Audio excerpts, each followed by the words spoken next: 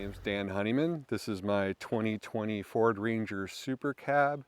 We have a GFC version 2 on top, and we're going to give you a quick tour. So moving up here towards the front, I decided to go with Expedition 1's front and rear bumper. Their Expedition 1 bumper, it's got the sensor cutouts, and we've got a come-up 9.5 winch with a synthetic rope. Has a nice, it'll pull 9,500 pounds, and it's got a wireless remote. It does come with like the normal winch controller with a cable that you can plug in top here. I did upgrade the grill. I think this is the Euro Ranger Raptor grill. It was just a good deal. I like it. We have Baja design amber lights where the Ford stock fog lights used to be.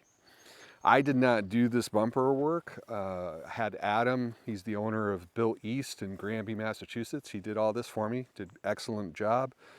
On the side, one of the things Adam's sorted out for me, I don't know if I didn't read the fine print enough or what, but we have Expedition 1's rock rails. These normally don't work with the Super Cab. They work with the 4-door Rangers, which is what most people have. So it's not too much of an issue. But I kind of like they hide the pinch seam well, and you know they're going to protect your frame if you kind of get hung up on a rock. As we go around, you see I've got the planar 2D portable heater. We'll get more into that later. On the GFC, on this unit, I upgraded the locks. I do a lot of snow stuff, so you know rock salt is going to definitely get in. And what I like with these is it has the weatherproof cover. So you do have to enlarge the opening a little bit, and it separates the keyhole from the buttons on the GFC, so I kind of like that as well. So that I really enjoyed that upgrade. On the back here, with the Expedition's, the rear bumper, it's got these swing arms that I really like. I think one of the things I will change, I've been on a month-long trip. I've driven 7,900 miles so far. When I get home, I'll officially hit 8,000 miles. We went out to GFC first, drove on I-90, met GFC, had them do some of the water intrusion upgrades, and she's been dry as a bone since we got that done. They really did an excellent job fixing that. Back to the bumper, I also had some rigid, they're basically the same, but these are clear. And the thinking here is, you know, nighttime when you're pulling into camp and everything's dark, you just turn those on, and that'll make it a lot easier to set things up. On the back, I just had this Thule awning. This wasn't, I think it was around 200 bucks. If the rain's steady, it's nice, help keeps the sun off you.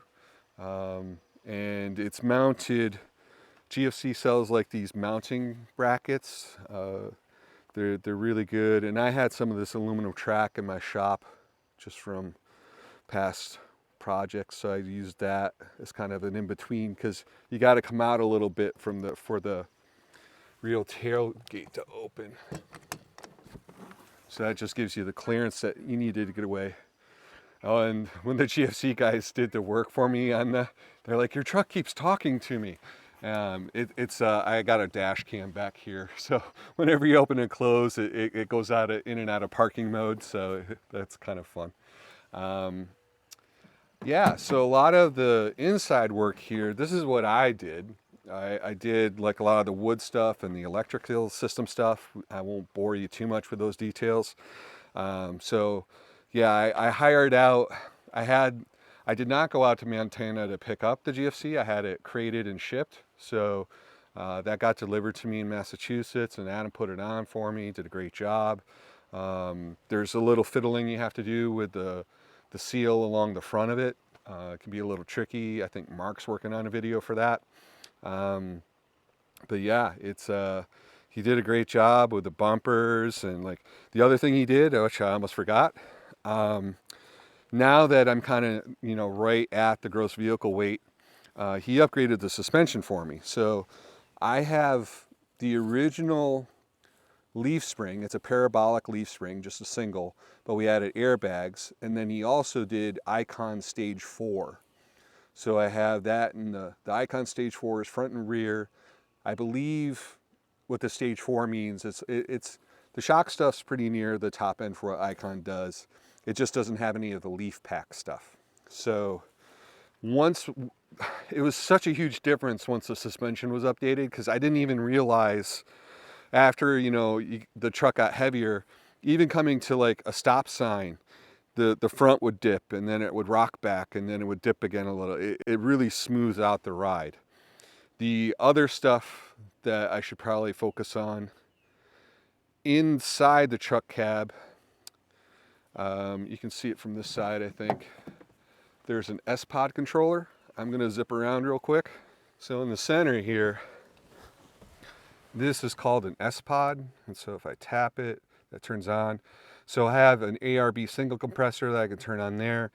My Victron DC charge controller, it uses the first circuit. I have an air locker, the ARB air locker. I don't have the Ford FX4 off-road e-locker. I just wanted to do the air locker, and that's also where I can turn on the rear lights. Those Baja Amber front lights that I showed you, it just works off the Ford fog light switch. So there's nothing fancy there. In the center here, it's a little hard to see, but I have the Midland MXT 400, the GMRS radio. The nice thing with that is that my friend also has a Midland radio, and we can use the scrambled. There's a digital DSC setting on it. So when I'm on channel 6, he's on channel 6. There's also the DSC setting. And so we can use that, and there's no crosstalk from other people using channel 6 unless there's like 100 sub-channels. So unless they somehow are on that same DSC channel, there's no crosstalk, which is nice. The other thing that I've done here, I've used RAM mounts to kind of organize things. So the radio's there, I got my cell phone here. This will display across to the sync screen, which I don't have on, but I also have my tablet. And the main reason for this, I'm not watching movies while I'm driving. It's for the Gaia GPS. So I'll have a zoomed out view on the tablet. So I have like the bigger overall map view of where the heck I am. And then on my sync screen, when I have like the Gaia GPS running here, it's more zoomed in. So I can see like, oh, my turn's coming up in like 50 feet. So that just makes it a lot easier because I get like the big picture view on the tablet, but then on the sync, I can see exactly where I need to turn. So that was really useful and great. The way that I did this tablet mount, I think this RAM tablet, it is pricey. It's like 150 bucks. I know they make fancy arm things that you can bolt underneath your chair, but the way I did it, this is like 3 layers of scrap plywood that I had. So the middle layer, there's like a groove that I left open. So there's just a cam strap. You can kind of see it here. So I used the cam strap around the seat cushion to keep it cinched down so it's not rocking all over the place when I'm off-roading. And yeah, that's air lockers, you know, the 4-wheel drive stuff. That's kind of like the truck performance stuff, the non-camper stuff. And it's really a well dialed in system. I've been really impressed. Part of what you have to do the ARB air locker, there's like some Jeep gears you got to put in the rear diff. I do have a cast iron rear diff cover that Adam put on, and it performed phenomenally well. This truck exceeds my ability to drive right now, so hopefully I get better and we'll go from there. All right, so I'm going to come around again, and one of the things I'm going to grab while I'm just to save me walking around again, I want to show you my jack system too, but let's see. So one of the things that I changed, well, I changed a few things because I've been traveling on the road for like a month. So one of the things, sorry if that was loud, I moved my water jugs to behind the passenger seat. I originally had this big one over by my cooler in the truck bed in the back. I thought that's where I wanted it to cut down on walking back and forth, but it was kind of blocking like the vent on the cooler, and this just gets it more out of the way, gives me more room back there, and I really liked having my water here. I have it over in the shower tent. I kind of got stuff out of the way over there. But one of the things I did is I used, it's called a pipe elbow heating pad. It's a 12-volt thing. It's usually used on like the bigger RVs where you, on the underside, you glue it's got adhesive back and it's 12 volt and it's just electric heating pads. And I slip ones inside the Reflectix bag. The one thing I'll have to update though is I need to put a 12-volt socket that's wired direct to the battery so it doesn't shut off on me when I turn the truck off. It wasn't an issue when I had it in the truck bed, but I moved it during this trip, so I just need to put an always-on cigarette lighter there. But yeah, this has worked really well. I like being able to just go into Walmart or whatever store that has like those, I think they're Primo, the water dispensers. It's really easy to top off. Very, very happy with it. Underneath there, you can see I got like a tree strap. So when I'm winching, I'm not damaging the trees. And one of the things that happened on the trip, we don't have enough time to go through all of it. I did get to use the bottle jack. I bent my base plate, which was always fun. But we were using the bottle jack actually because we were clearing trees. We were trying to get to the rim road and he got his chainsaw stuck. So we used the bottle jack to kind of get the tree up so he could get his chainsaw out. But one of the things I like with the safe jack system is you got all these different things that slip over, and it's a very safe system. So, you know, you can go right on the frame and just do the bottle, and it comes with like the extension handle, and like if where you're trying to jack, if it's really tall, you got these extenders so you can get up higher with stuff. So it's a really good system. I felt very safe using it. I'd highly recommend it. I know there's like the farm jacks, there's the ARB hydraulic jack, but this packs up so small. I really like. Moving back here, Rotapacks. So of course I got one diesel one for my planar portable heater, gas just in case I puncture my tank and I need to, like, you know, make it to civilization. This is for, I got one of those little lava boxes because I wasn't sure if there was fire bans. So this worked well. I don't run it really, I wasn't running it for heat. It was just more for aesthetics. So this lasts me 3 or 4 nights easy. Moving to the back, getting to the fun stuff. Off Amazon, I got this. This is actually a motorcycle light kit. It's a little bright right now, but you can change the colors. There's like different modes you can put it in. But it was like 40 bucks, and I light off Amazon. I really enjoy it. The one thing I'd recommend if you do use it is like just heat shrink all the connectors that come with it. And that just helps keep it together and keep water out of it.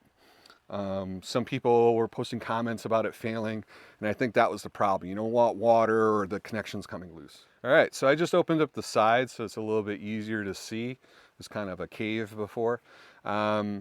I got this idea off YouTube. There's an Australian woodworker, machinist guy called Pask Makes. That'll be linked in the description.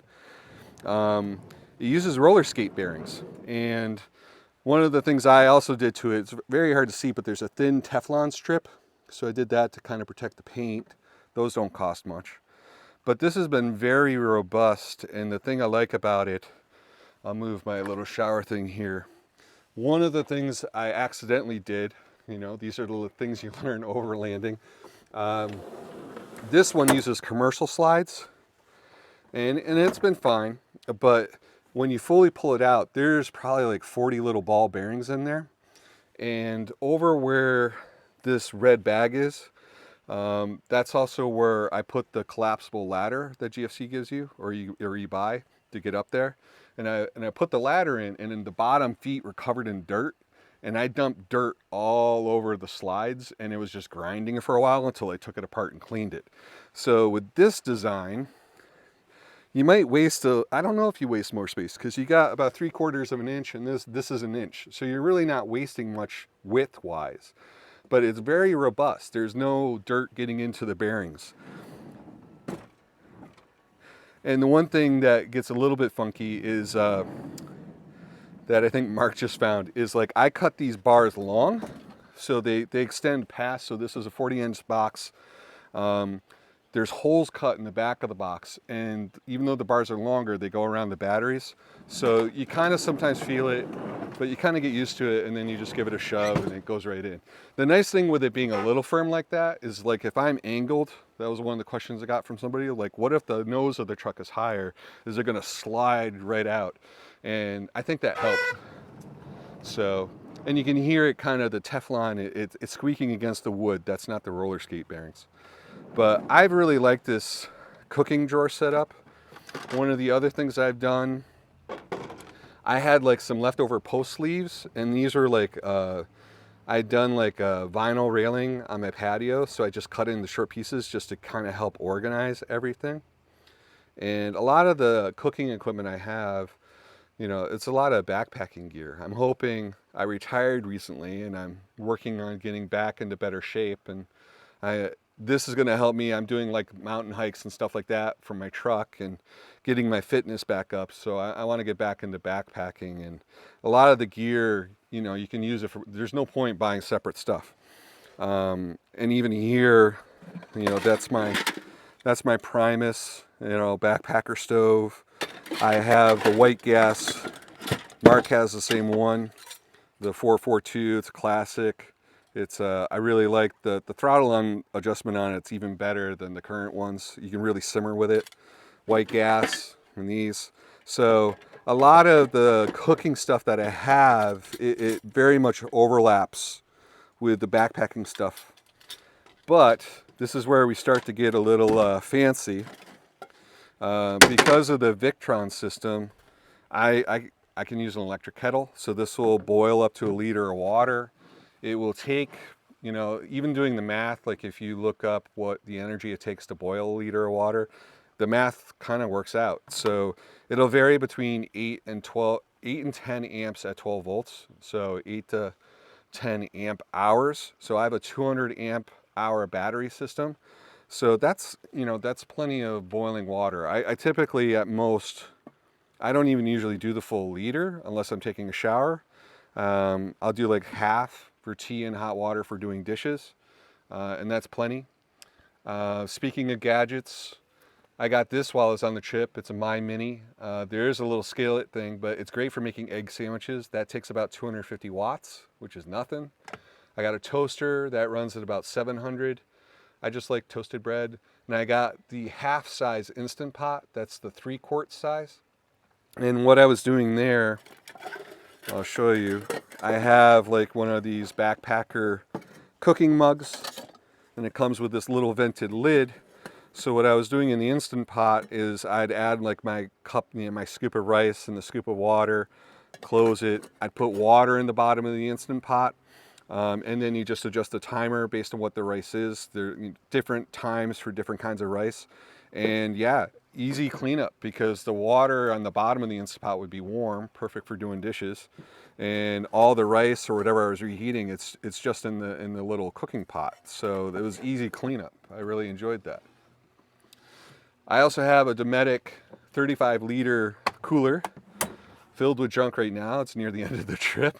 I do like I got some of these stainless containers. They hold up, you can't do glass, and the plastic ones don't stay sealed. But this is some of my Nashville chicken leftovers. But I really like how these kind of lock in place. So I would look for stuff like that. Very robust, and then you can enjoy leftovers when you're out in the woods. When it comes to doing dishes, I never liked using this thing. This had like a little one, if you ever had the Igloo where the lid slides to the side, I just ripped the lid off. This thing's been great for my hot water for dishes.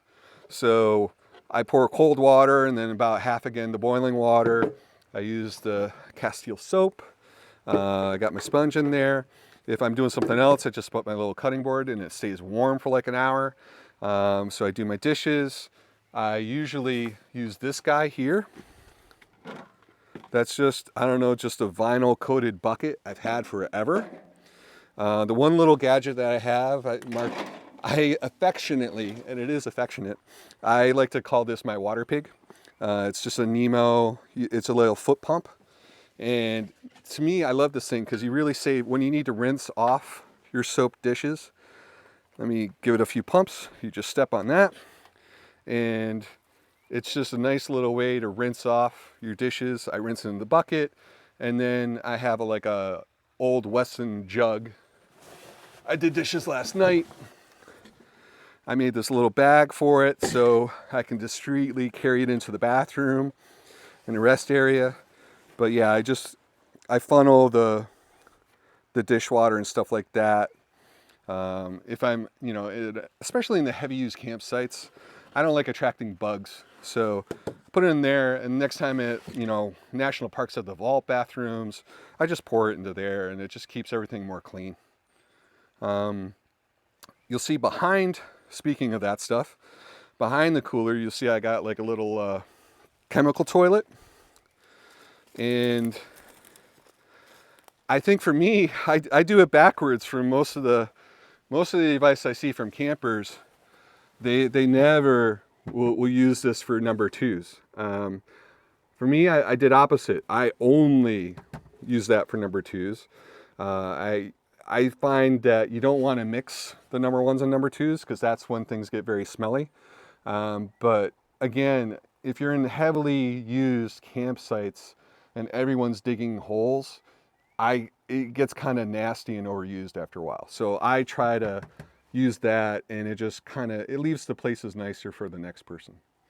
So we don't need to go more into that. Electric systems, I do have the main cutoff for the batteries in the switch. I have a solar cutoff here.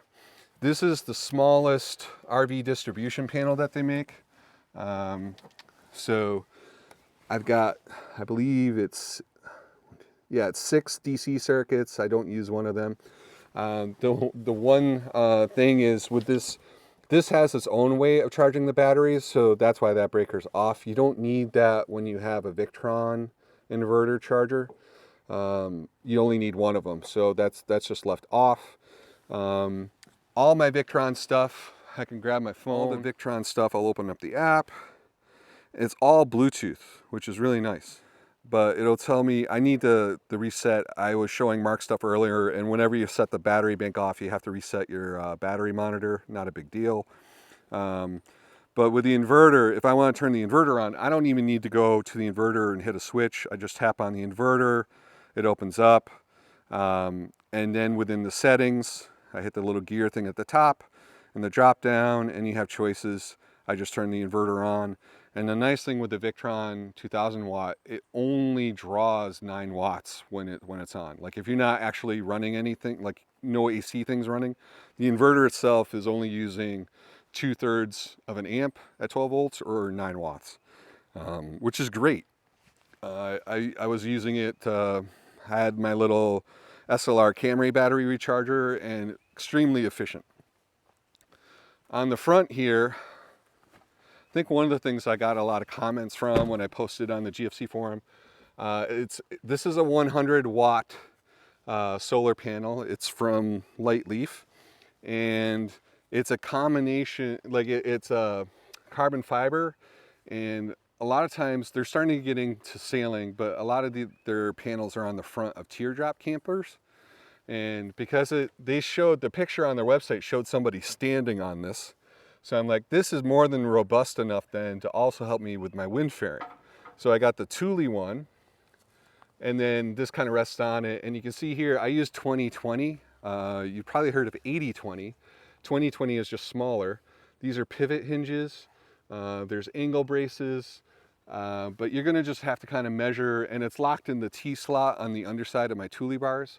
But basically, everybody's truck and stuff's different, so you have to measure. But the pivot hinges, I use Loctite to kind of lock it up. And one of the things we'll do, I did do a lot of photos of how to do this, and we'll link that in the description, and that'll help show you how to go about doing this for yourself. Up top, I had my old ski box. It used to be all black, but I didn't like how warm things got in there, so I just did some Rust-Oleum aluminum paint. And then I just sort of spackle coated it with black. I kind of like that look better. But that gives me a place, that's where I put my shower tent, which you see off to the side. If I'm just driving coast to coast and I'm not gonna get to use my lawn chair, I'll put that stuff up there so it's out of the way. And yeah, I like having the ski box. The one thing you'll have to do, these struts, the default ones from GFC are 100-pound lift. I upgraded to the 150s, and that's been fine. I've been in high winds, and the tent stays up, and you don't have to really force it closed, and it's been great. So, one last thing I haven't gone over yet. We talked about bathroom, toilets, but I also, when you're on the road for a month, how are you going to stay clean? Shower wipes aren't going to cut it. So I have the geyser system. This one does not, they have one that you can plug in and it's got an electric heating element. But I already, as I talked about before, I have the hot water kettle that, and you're supposed to boil 1 liter of water and then have 2 liters of room temp water. And it's kind of like a giant thermos. We'll go into it in more detail. But I just add the cool water in here first. I pour the boiling water in second, and if I have to top off, I top off. We'll get into this more in another video, which we'll link to in the description. But this is how I stayed clean. There's like a hose that goes to like a sponge. The main thing I like with the Julka tent that you see over here is it's enclosed. And because I already had the planar portable heater, what I would often do, like unless it was warm enough, I'd use the heater, the diesel heater's hose, and I'd run it right into the tent. So the air was nice and warm and it was a very comfortable shower. There is clean water that just constantly comes out of the geyser. So it's not like you're dipping a sponge in the same water again and again. It's a very clean system. And when you're in the desert, only using 3 liters of water for a shower, that's huge, because that means you're not having to go get more water all the time when you're in the middle of nowhere. But yeah, I think we've covered, you know, the electric system, the drawer. We'll link to the video on how to make the drawers, the bumpers, how I do dishes. Yeah, I think we covered it all. So I think the last thing to just point out, you know, the question may be, because, you know, there's a lot of stuff here. It's almost like a camper van. So why not just get a camper van?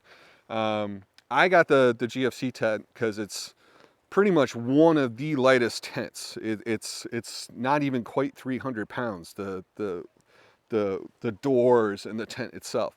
You've seen the stuff I have in here. So I wanted to stay right at or below gross vehicle weight. And, you know, I've mostly, unless I load up tons of stuff, I'm right there. And this is gonna let me get more remote, get away from people. You know, I'm happy to camp with people, but like when you want to get more remote, this vehicle is going to do it better than a van. So that's kind of why I went more in this direction. I do see a van in my future, but hopefully when I'm a little older. But for now, yeah, I want to do some of the Jeep Trail, get remote, you know, go like, you know, in the North Woods of Maine, kind of do like the really remote stuff and just have fun. Had you looked at other wedge campers before choosing the GFC? I did. I looked at, like, you know, the Super Pacific and some of the other ones that were out there, but in my career, like part of, you know, pharmaceutical manufacturing is like the lean processes, and that's what GFC follows. And it's a good way of doing business because their demand really skyrocketed. And I think it's a strong testament that, you know, they got excellent workers, but they also invested in using CNC robots to cut. This, you know, like I briefly looked at like the 4-wheel camper M-Topper, and I don't think it's changed. I don't think they make one for the Super Cab. They make it for the 4-door Ranger, but they don't make it for the 6-foot bed. So, you know, there's other stuff out there. To me, it's like, and I could have even done like an RSI Smart Cap with a rooftop tent, but I like being able to go up and down and have that extra room. And so, yeah, this to me made sense. It's light, it's durable. They had my specific model. You know, their turnaround times have gotten so much better. There's just continuous improvement. They have a really good mentality, I think. They're going to be around a long time. I think getting out, like when I was building this last year, I did not wait for everything to be done. You're not going to know everything that you want until you start camping. So I would build as you go. It doesn't have to be perfect. If all you have is backpacking gear and like you don't even like have a wedge tent yet, go get your truck out there, use the tent. You know, if you wait for things to be perfect, you know, you're never going to get to go. And I'd even almost say that in your personal life, you know, surgeries are going to pop up, family weddings, and, you know, like hopefully distant family weddings. But it's, you know, if you want to travel for a month, somebody will probably be slightly annoyed that you're not around, and that's just life. You know, you can't let that stuff hold you back. You gotta make it a priority and just go, you know, and don't wait for everything to be perfect. Okay, So it's just the Thermarest Mondo King, 20-degree sleeping bag, pillow. I have like a 12-volt electric blanket. Sometimes that's all I need and not the heater. I have my cushions, so I have the two squares, the two small ones on this side, the long one over there. And I usually pull that middle one to go down to the porta potty if I need to in the night.